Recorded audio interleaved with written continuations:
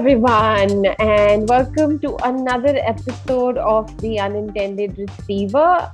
Today, your hosts are Jaidip Patel and myself, Richa Patel, and we've got something exciting. Before that, Jaidip, you want to say hi to everyone? Hi, everyone. But yeah, so we're going to be discussing today the hyped, much hyped, and much. I'm not sure if it's talked about as much, but definitely very aggressively kind of pushed on social media. The Mumbai Ultimate League, and a few updates from a couple of other leagues and smaller like local games and tournaments that are happening across.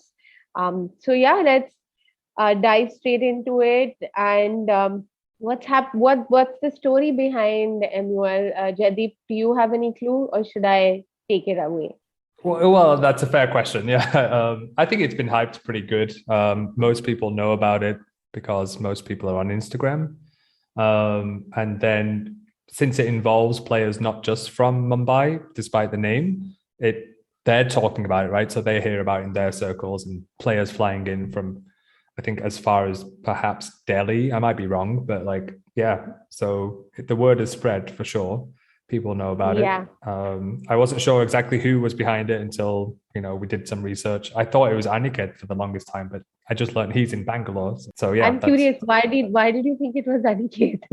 I think he's been very good at doing this kind of thing before. Like he did a similar setup in Delhi, I think, or he was one of the major people behind, getting it done, setting up formats and avenues for people to play Ultimate in different ways. So I just assumed it was him. Oh, okay, nice. No, you're not far. Him and Vinny even did the corporate league between LinkedIn and Zomato. So yeah, he does have a knack for this. But this Mumbai Ultimate League is purely solely born out of passion from Maqsood Chaudhary. He was really gung ho about it, and it's seen a lot of uh, uh, ups and downs in that it was meant to happen last year and it got cancelled because of COVID, and it was a running joke this time even. Actually, this is the third time that it's being scheduled. And this third time, everybody was like, okay, we're just waiting for it to be cancelled until like now this weekend it's going to start. So yeah, it's I mean, purely a push, and Maqsood being an elite player and really wanting a lot of competition for himself and wanting to see growth Yeah. out of the West region. So he kind of roped in Tahir, who is a player from originally from DC and moved to Bombay a few years ago, and then kind of a pally and bum jump, and he was the captain of Storm B. So he's a close friend of Mac. Jay Vishwanath, who's also doing rapping these days, and Yeah. JB. yes, JB.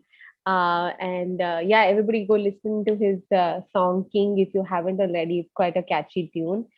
Um, and yeah, there are, I mean, on the legal side, they roped in Sahil from West Coast Rascals and Harleen, who was part of Bombay, now moved to Bangalore. So Bangalore has a new women player to poach. Everyone in Bangalore, Wait, look who out moved to for her. Bangalore?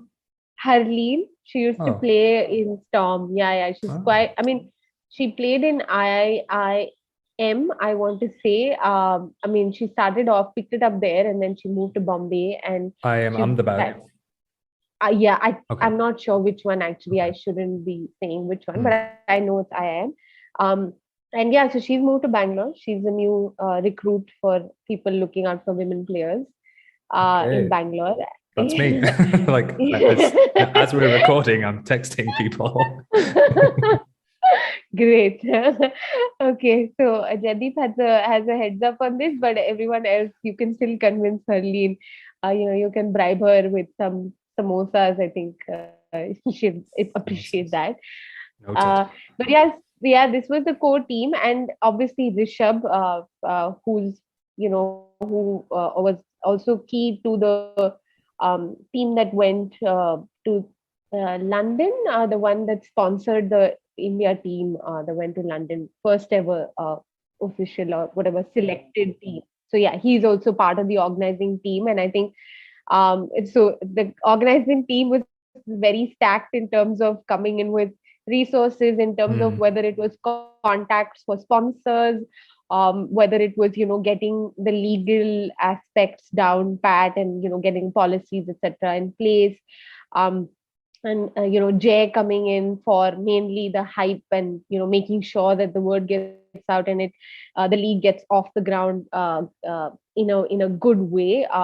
Unfortunately, Jay and Harleen both, because they moved out of the city, and Jay is going to Singapore to pursue further studies. It's not going to be the same original team, but still, nonetheless, Tahir, Mac, Rishabh, and Sahil are doing a great job. And yeah, so that's the story behind MUL. And it's mainly, I like the intention that they have, which is they want to showcase the talent which is outside of the UPAI NCS, and team being chosen for national teams to go to WIF events. And it's a great, I think, I looking at it as somebody who joined Ultimate in at 2015, played first tournament in 2017. I think that this is a great sign of growth for the sport in our country. It's nice that we are going to have a sort of a close to pro league format. There is a investment of 60,000 rupees by 6 team owners, and we'll get to it in a while. But yeah, so I mean, this league is a heavily funded. They also have a title sponsor in place, so they are getting in money. And from what I hear, the field is costing close to a lakh for renting, which is a lot. Wow. Yeah. Can you imagine? So it is, and yet the players aren't Yeah. paying a penny for the field. So it is a heavily funded league, and they do want to do this. This is the first time they're doing it, so they're doing it in Mumbai, testing it out, and Yeah. then they want to take it to other cities, which is also great. So yeah, Yeah. how about you? How are you feeling about MUL? Yeah, I mean, I would say I share the same sentiments. It's a great initiative, and like all the names you mentioned, Tahir is somebody I met when he was like 14 years old, playing in the Ahmedabad Ultimate Youth League, and now to hear that he's part of this organizing team, like one of the first pro leagues. It's amazing. Same for Mac. As you were talking about Mac, I was reminded that he just trolled me on YouTube recently after I put out this challenge. Oh yeah, he did. Yeah, he came up to me and he was like, "Challenge is on. I'm gonna take some Jaidip." And my only way to get out of that was like, I'm pretty sure nationals isn't happening anytime soon, so I'm not going to have to do this. Yeah, I mean, I played with Mac and spent time coaching Storm Chasers, so I know like how enthusiastic he is and how great of a player. So to know that he's doing something on an organizational side, providing that exposure and experience opportunity for other young people when he was like that, like he's still young to me, obviously, but he's an adult now and earning money, and he's got that wisdom. And so people like Samaj Shetty, Ganesh, and other people have obviously molded him. Vera, I think, and yourself worked a lot with Mac. So it's a nice full circle kind of thing. The league being of this size and scale, and broadcasting partnership. That's another big thing. They've got a broadcasting partner, and it looks quite legit. In the sense that I'm very excited to play the game, and from what I hear from Mac and Tahir, there are plans to, similar to the AUDL and PUL, where they'll do like top 10 plays of the week. And they'll do like top 10 layouts, etc., etc. So they've got quite a good set of plans in terms of hyping and creating content that not only kind of helps players who are at the game, at the league, but also others who want to kind of pull in more players and be like, hey, this is a legit sport, it is growing and becoming big, so catch on to it soon. Yeah. So that sounds amazing. I think broadcasting wise, we've not had much. Like Usha would maybe shoot a video and then that would go on there, social media. So that got exposure. And we've had Priyanka Chopra and other celebrities holding discs, but not like broadcasting full games. So we're used to shooting our own games and putting on our own Correct. YouTube channels, right? Which have like a few hundred views at best. And I think once it came on national news at some point, like there was somebody covered it, that was it. But this is like you said, like it's the ADL shooting games and it's going to be broadcast. There's a lot of pressure, I think, for people who are playing the game to perform so that there is enough to watch in the game. Well, I mean, I would hope not. I would hope they don't feel that kind of pressure. But yes, you can't also get away with things like what we used to, right? Like say things, trash talk each other quite openly on the field because we're friends and that kind of thing. In terms of the format, so what does it look like? How does it work? So in terms of format, there are 6 team owners who currently invested 10,000 rupees. And just a side note, it's all male. It's got people like. Was that a side note or was it a criticism? Like, you can be honest, Richa. Say it as no, it is. I mean, it's a side note in the sense that I want to get to it in a bit, not kind of, mix it up with the format of the league. But to talk about the format of the league, there are 6 owners who invested, kind of 10,000. There was an auction process, right. Which actually I was doing the auction. It was quite fun. Like I was banging things and I was, I was trying to get people to like, I was trying to get people to outbid each other and raise prices of players, and it ended up being so that nobody had money when I came and I went for 0 rupees. In the end, I was frustrated. I was like, why? Why did nobody have any money to sell? So basically I ended up getting sold for nothing. And but yeah, there are like around 100 or 105 odd players that got auctioned or are part of the league. Each team has around 16 to 18 players.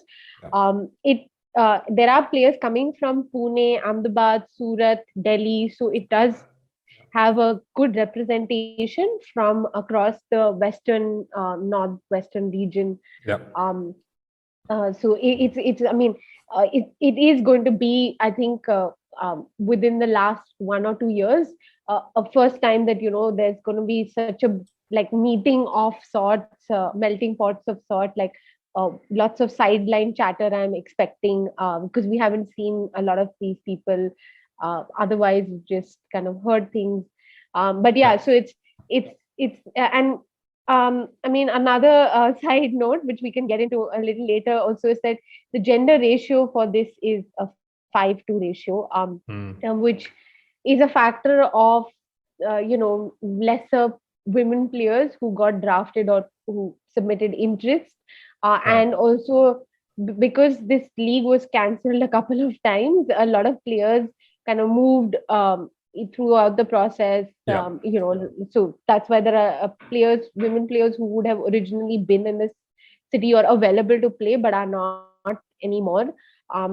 So there are definitely lesser women players, but still, I mean, we can get into the gender aspect of it a little later. And I mean, it is going to be played for 70 minutes per game, half time, and there's no hard cap, soft cap. It's like a kind of 70 minutes. That's it. Games up. If it's a tie, each team gets 1 point each. And I think so. It's 6 weekends. People are going to play 6 Sundays from 5th of September to October 10th, and then October 10th is when the playoffs happen, and that's when there'll be playoffs for figuring out the top 3 teams. There are actually, I counted, and there are a total of 80 games that teams are going to play from this Sunday onwards till October 10th, which is quite a bit of high level games, hoping that a lot of the teams players that are coming from out of the city are going to make it each and every weekend.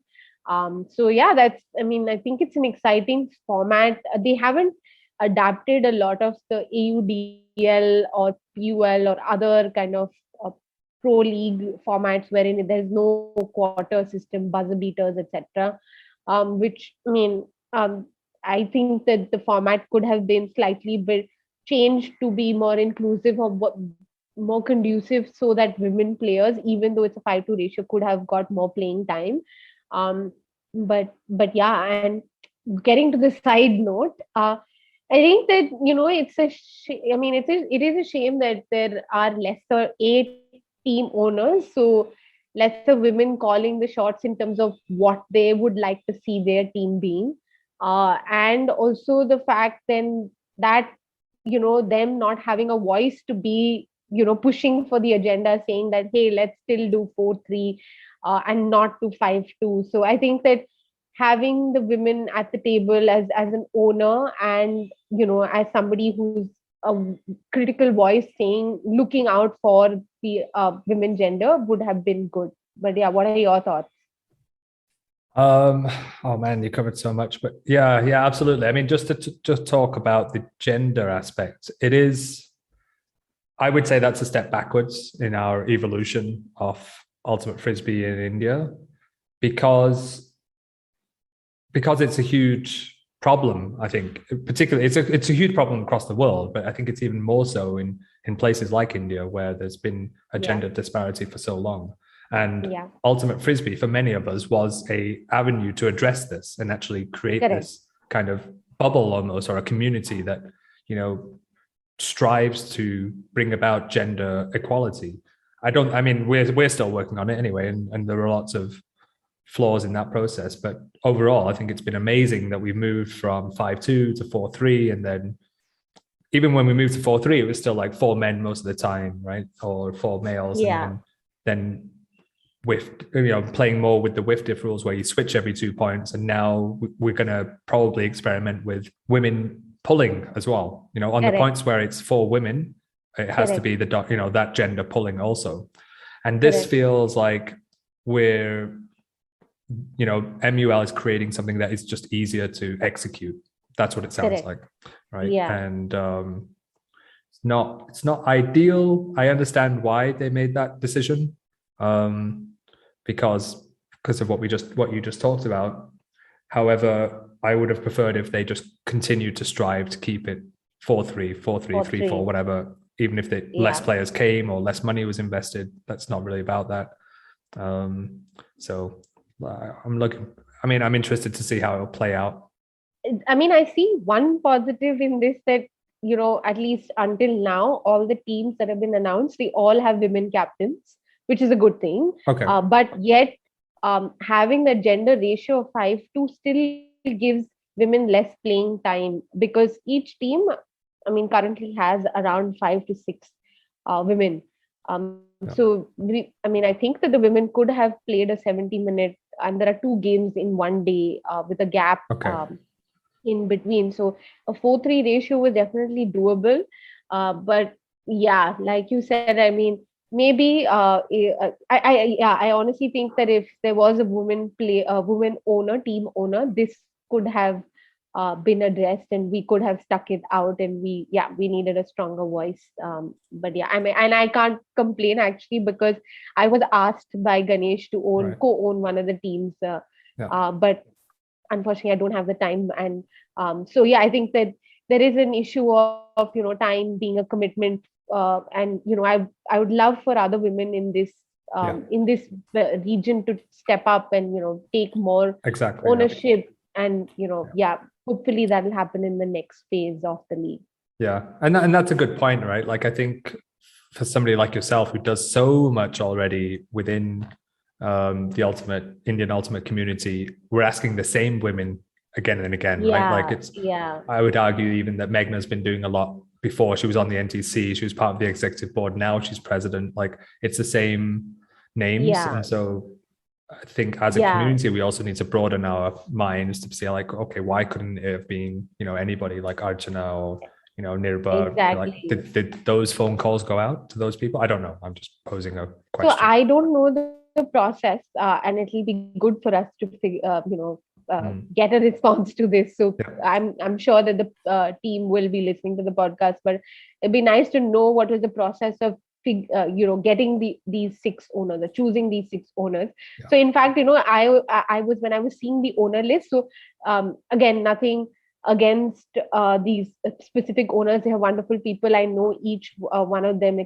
barring Tuhin, personally, and I've spoken to them at length about gender related issues, etc. But each one, comes with certain amount of privilege. You know, Athir, Bhavya, Akhil, Dhruv, Nikhil, like they're all like uh, doing far ahead in terms of their career, whether or they're all like entrepreneurs. They have quite a bit of money, so money is not an issue to invest.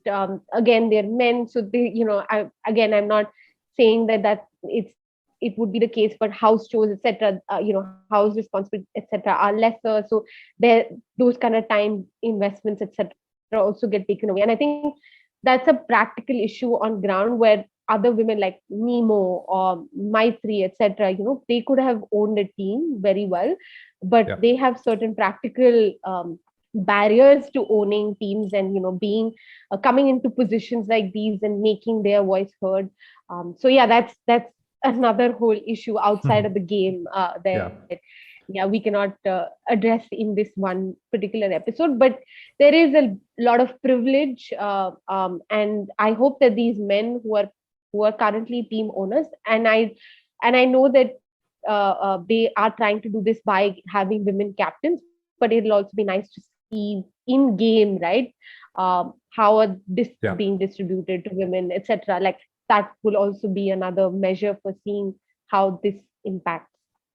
Yes. Yeah. I think you summarized it really well. Like, it's good that we have women captains, but is that a band-aid for a bullet wound kind of thing? But yeah, I think that was like covered really well. And so I'm also interested to know, because we're coming out of this kind of second lockdown and most people are vaccinated.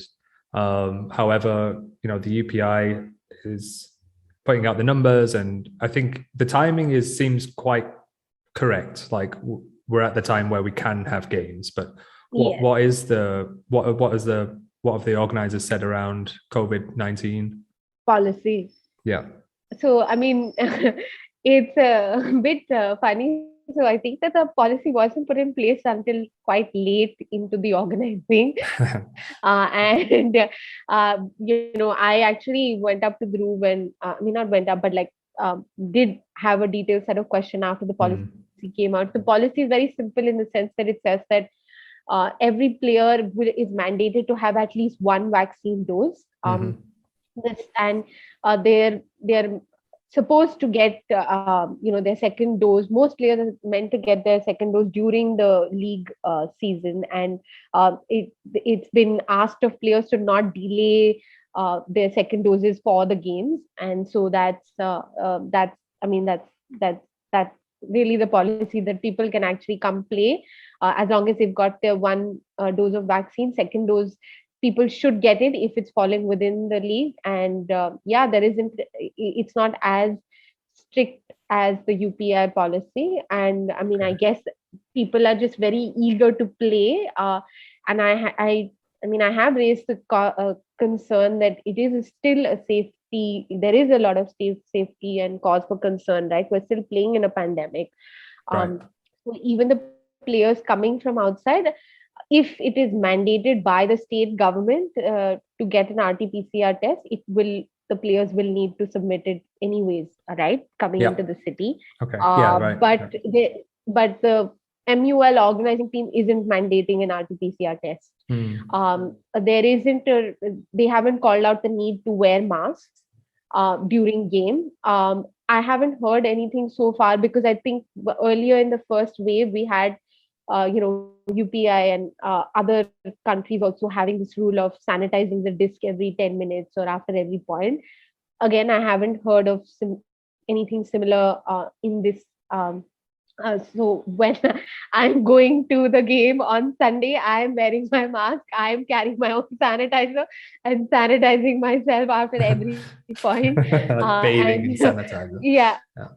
Bathing myself in sanitizer and maintaining social distance. And I think people, I've seen practices, and people have already, like teams that are in Bombay are practicing. I've noticed that obviously there people are not high-fiving and hugging or whatever, those kind of things, but there isn't any clarity on whether this will be sanitized or how will our players mandated to wear masks. I did ask that whether if somebody does contract COVID, how will it be informed? And it will come through a layered process where owners will come to know first, and then the teams will come to know, and then league might still go on if people haven't come into contact. But again, that's up to see. Hoping that nobody gets COVID. This is a huge talking point, obviously, at the moment. And even recently, I was reading an Ulti-World article about how I forget the name of the top, SFI, something flight. Anyway, somebody was tested positive after one night. And the whole article and everything that happened and how it played out is on Ulti-World. It's super interesting. So go and check it out. But there was a conflict almost between this team that was kind of told that if they forfeit games, they will actually count against them in future events. And so, there's a lot. The people are kind of divided on this. Yeah, USA. This was actually USA. Yeah. Yes, yeah, exactly. And there's a conflict between. So there was a lot of uproar because they were like, well, you're not considering the safety of players now if you're saying that. The tournament has to kind of go ahead, and if you're choosing to forfeit games, then that's going to impact how you participate in future leagues. So I think even like national federations are really stuck, right? Or confused, or still deliberating exactly how to handle this. And of course, it's completely new for all of us, so it's not surprising. Yeah. And in fact, I recently read that Australia has called off its nationals, whereas on the other end, UK actually had their nationals this weekend. I saw that. So it's interesting the approach that countries are taking. I think that countries that are being more safe and cautious are still avoiding play, especially where it involves people coming in from multiple places of origin, right? And this is a league where people are coming from different origins. So I, in fact, going into play, I'm nervous about COVID and contacting COVID. So it is. I mean, we'll see how the first day goes and how the game plays out, and what kind of and I'm really hoping that players themselves will be sensible and smart enough to do their bit of sanitizing and maintaining social distance and masking where it's wherever possible. Yeah, and I'm sure. Yeah, exactly. I'm sure a lot of learnings will come out of it, even after the first weekend, that can then be evolved over the upcoming weekends after that.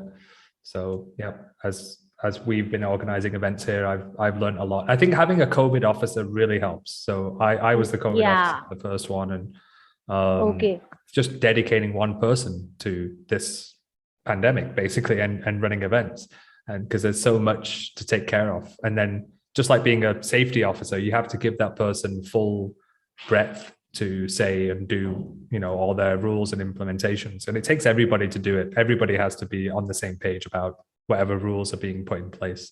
If it just takes one or two people to be rebels, and then it's like domino effects. Yeah, but no, you've done quite a bit of tournaments not tournaments, but planning, as well as, kind of organizing games, and you've tried and tested different where you've mandated masks, and then you've kind of done sanitizing of this, and some games where it's only invitational. In fact, we were planning the 1.5, right, which was invitational only.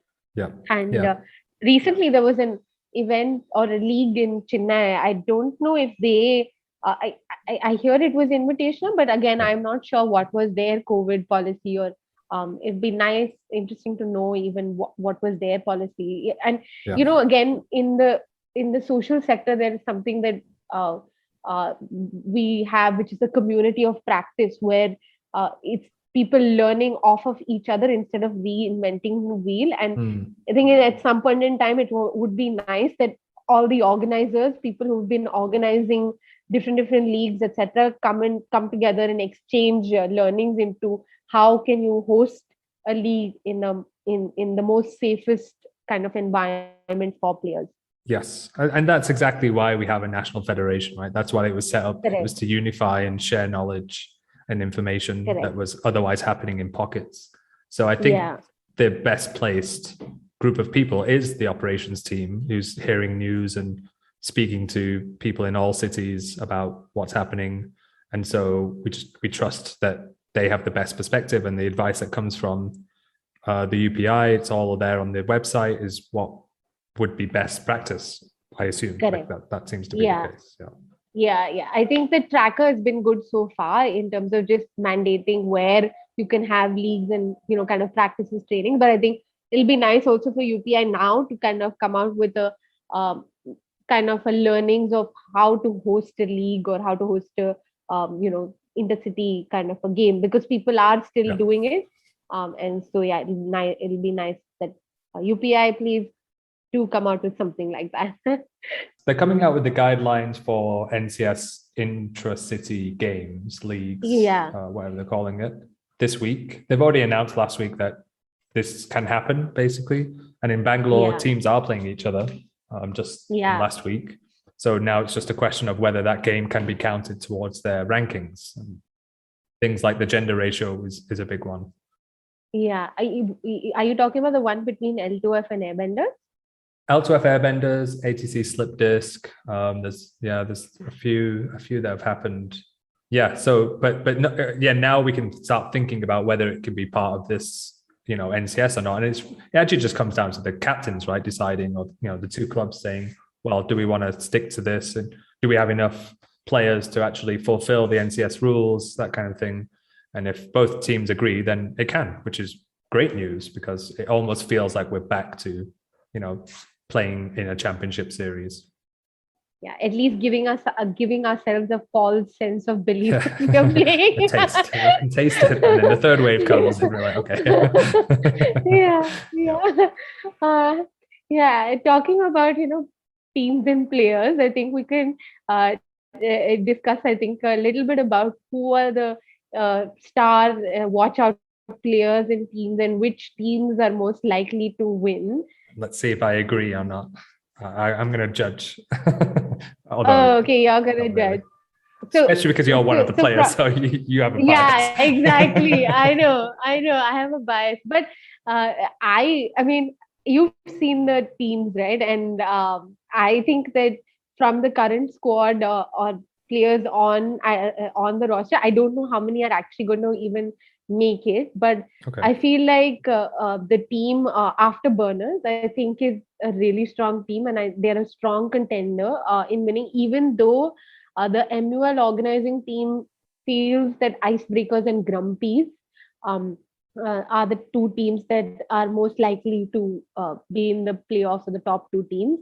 I think that Afterburners and Grumpies, my team, full bias, is are the top two teams. Icebreakers and Bomb Squad do have a strong lineup, and so does the Cutting Chai, actually. I mean, now that I see all of them have just naming all the teams now. Yeah, well done. Yeah.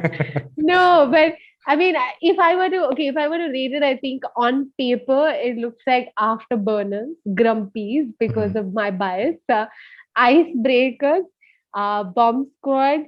I think I would then say Bombay Bantais and Cutting Chai. That's how I would see the table at the end of the league. But let's see. In fact, we should put out a challenge. Yeah, we should. Prediction. Just copy paste Amberish's. Done. Yeah, we should do this. So everyone who's listening to the podcast will in fact even post about it on social media. But prediction challenge. Yeah, we'll have a prize. We'll announce the prize. But yeah, send in your predictions of what you see the final league table, and the winner wins something. We'll come out with that.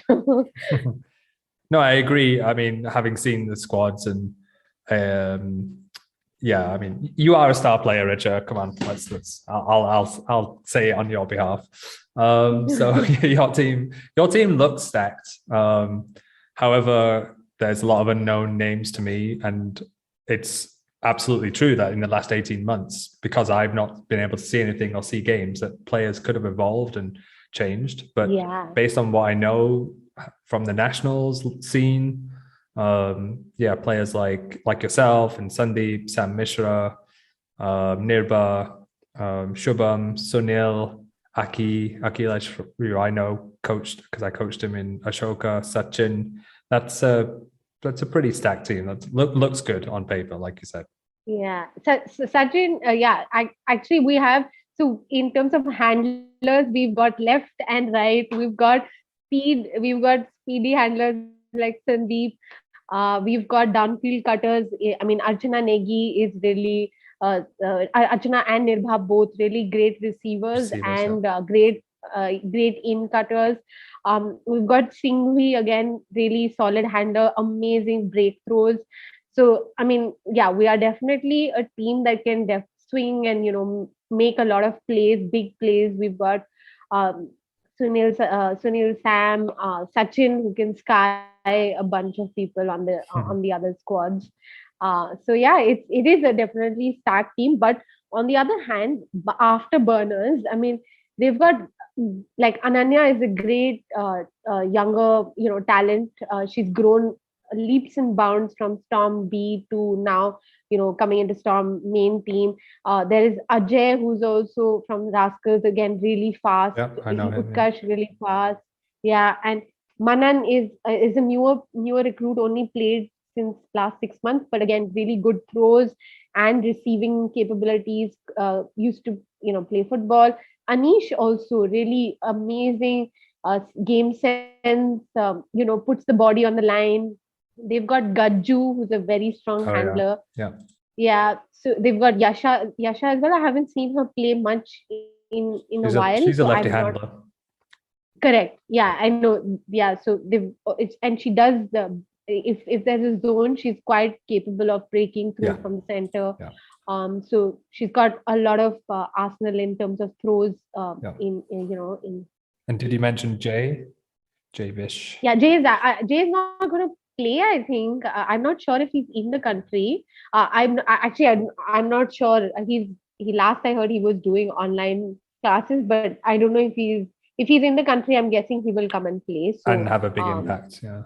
and bigger, yeah. And he did have an injury, recovering from an injury, but again, great skies. He recently, skied Mac. Again, That's easy. another player. Yeah. Yes, you wanted another challenge for Mac. Yeah. But yeah, Jay will have a great. I mean, he's a good deep threat, and in terms of both, defending and receiving a disc. So the afterburner squad looks really solid as well. Yeah. All right. Well, yeah, and yeah. So let's see. I like the idea of putting out predictions now and seeing what happens. And do you know if they're taking stats at all? If anybody's capturing stats? Yes. Yeah, so like I think as part of the broadcasting tie-up and the whole thing, they will have stats. So that will I mean I don't think it's going to be as detailed as the one that AUDL puts out with the yards and everything, but yeah, they'll definitely have assist scores and different. I'm not sure of, again, blocks. I don't know, but like Wiftif. It'll all be exactly. We've done that. So it'll all, I mean, it's all live. You can see everything later. So yeah, it looks quite interesting. And I think that, yeah, everybody can go check out the Instagram handle where all the teams are put out, and you can, like Jaidip and I've already said, send in your predictions, sorry, not subscriptions, but also subscribe to the YouTube channel and, kind of cheer on teams and players. Yep. But yeah, there's a lot of talent. There's also a lot of younger, newer players that are part of the team. As part of the whole, trying to give more people exposure. There's Arushi, who's a young player from Surat. Riya, who's a young player she was in Ashoka, came to Bombay. Oh yeah. There's she's there's Sid, there's Vagish, who's from IIT. There's Sachin, who's a new recruit, not Sachin from Pune, but Sachin from Mumbai. Again, really great solid player. He's a basketball player, quite tall, really great with his, he's improving quite a bit with his disc skills. Then there is Faizan, who's really like he makes some killer AUDL sort of plays. Watch out for Faizan. He's definitely going to do some crazy layout blocks. Nareen Zala, Rizwan, Nemo, Nimisha. Then there is one or two more players coming from Ahmedabad. Women Kritika is there from Ahmedabad. Uh, there's also Arya, the under 20 From team Surat. from Surat, and she's solid. We played in Kodai together, and she's Right. grown leaps and bounds. Oh yeah, I forgot about that tournament. Yeah. The one. So there's Kritika also from again Surat. She's also grown quite a bit. It's going to be an interesting set of people coming together to play. As we're like talking about stats and like AUDL, and it's true. I mean, the AUDL stats are crazy how in depth it goes, but that's also part of what makes it unique. And as this whole idea of pro ultimate in India, and I was even in my conversation with Steve Hall and during that episode we did, I was mostly happy, but I still have my reservations about pro ultimate generally. When there's money involved, and I think Manisha spoke a little bit about this, and it's also a funny thing because a lot of people know that I was. Sorry, one second. When you say Manisha, you mean Manisha Slap Daryani, yes, right? Yes, Manisha Slap Daryani, the guest we had, and. So a lot of people make fun of me now, or I've been in conversations because I was very like anti AUDL. I was like, it's just selling out. They're just making money off Ultimate, or changing the rules to make it more spectator friendly, but then it loses its kind of uniqueness of the spirit of the game.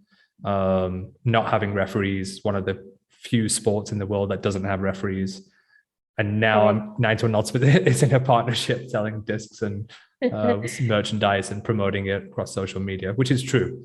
However, so am I against pro leagues or not? I'm not against pro leagues, definitely. I do think that the way that they're conducted requires a lot more thought because now there's a lot of money involved. And this started off with conversations around Goa Sixes, which is a tournament that invites 6 teams. It uses the 6-on-6 format, and there's prize money. I think it's always been 1 lakh, but maybe inflation is going to change that. So my take is that, just be more mindful when there's money involved. For example, for the things that we've talked about, the gender ratio. Is changing the gender ratio okay? No, like in my mind, not at all. That should not have happened. And I hope that's something that the organizing team think about when they do the next iteration, Mumbai Ultimate League 2, or a spread to other cities. And changing the rules makes sense if it makes it easier logistically. But if it changes the rules, which changes the essence of the sport, then it's a different sport. Like AUDL is a different sport to what WIFDIF events are, or what the community that we're a part of. And it's how I compare billiards and pool. They look the same, or they can look the same to somebody who's just watching from the outside, but essentially the rules are so different that the way that it's played, the strategy, the nature or the meaning of the sport is different. And I did, having spoken to Steve Hall, who's the CEO of the AUDL, did change my perspective quite a lot because it was good to hear about the history of the AUDL, where it came from, that the players come first. And I think this is what MUL is doing really well. That they're trying to remove the barriers to playing Ultimate Frisbee for a lot of people, which is financial. So, and creating a space that enables more players to just play, and they don't have to worry about paying for a ground or covering their travel costs, worrying about who's what team, the way that they have to roster. It's making it a little bit easier. And the AUDL does have things that maintain the integrity of the sport, like calling your own fouls. And Steve Hall talked about this, how it happens at least once a game where a player calls their own fouls. So yeah, my only, which is what I've already said, I think pro leagues are great. They're a good thing. as long as they're conducted in the way that maintains the essence of the sport. What I love about the sport, which is spirit of the game. We don't need umpires. We don't need referees. That's how it could be. So, and recognizing that these are different. So MUL is not the same as NCS. Like that has to be outrightly said, right? Like people should understand that and appreciate that or accept it. That's where MUL is playing one version and slightly changing the rules. Although the rules are very, very similar in terms of the way that you play, apart from the gender ratio. And just like, and then you have NCS, which I would still consider to be the top tier, the top performance, right? Like that's a true test of playing ultimate frisbee the way that we want to play and be associated with the World Flying Disc Federation. I hear what you're saying in terms of having your reservations for money, riding and kind of impacting the growth or the actual player interest within Ultimate. I think that we can all as a community, just possibly come together and think, what does pro league mean for India, right? I think in the episode with Manisha, you all discussed about pro leagues with a mixed gender format. Would it work or not? And I think that there was a discussion about Australia trying this. And I mean, in India, this is, it is 5:2 ratio, but it is a mixed gender sort of, a pro league attempt. And in India, where anyways women participation is already low, we can possibly come together as the community and think and have more critical discussions around what would pro league be in nature in India, because I think there are only few people who come together, organize it, without really kind of critically thinking. Because I think I remember in Goa Sixes, there were players from outside the country who were coming and playing, and the intention was for the Indian players to kind of meet and compete with talent from outside the country. But I mean, I would argue that why should that be the case? Shouldn't there be more investment in having local players being invited and competing so that there's more growth locally, right? So yeah, I think that just people who are organizing and who are gung-ho about pro league can kind of talk to players who are going to be impacted by pro leagues, actually talk and discuss what is it that pro leagues look like in India. Right. And I think the last thing I'll say is that I believe that the community is so big now that there is anyway going to be this kind of different groups of the way that we think about it and the way that we want to see the sport grow. And that's completely fine. Exactly what came up in the Manisha episode is that we need to have recreational level, we need to have social programs, we need to have elite championships, and then we need to have pro leagues, like, and it's not to say that those are a different order of importance or priority as well. So overall, I think MUL is a fantastic, amazing development. And the way, even though it's not like the first time it's being done like through an ownership model, I think the way that it's being done is quite unique in that it's calling players it's quite big and it's happening over so many weekends. It's getting broadcasting. This is a step forward, and it will cater to a certain set of players that want that to happen. And that's fantastic. Like, that's great. That's good. Great. On that note, shall we say bye to everyone and listening in? And thank you for listening in, everyone. And, look forward to the predictions. And yes, do cheer all the teams and players in the league and enjoy the game. And send in questions and suggestions about this. We'd love to hear what you think about it. We've just shared a lot. So now we're waiting for yours. Shout out to Punch, who sent in feedback, right? Like, he really liked the Manisha episode and he wants more of that. And, we're doing this for the community. So we'd love to hear what you want to hear, and so that we can kind of create the content or create information that's helpful versus us just talking to audiences to the unintended receivers, subject to our jokes. Yes. All right. Thank you. Thanks for listening. Stay safe and see you soon. Bye. The Unintended Receiver podcast is made possible by a core team of dedicated ultimate frisbee enthusiasts. We have Meher Pasricha, who's a podcast founder and hosts episodes. We also have Richa Patel, who is a host and a marketing genius, making sure you know about us, along with Sahil Bijliwala. And myself, Jaidip Patel, who really just likes to talk about Ultimate all the time, and I do the editing.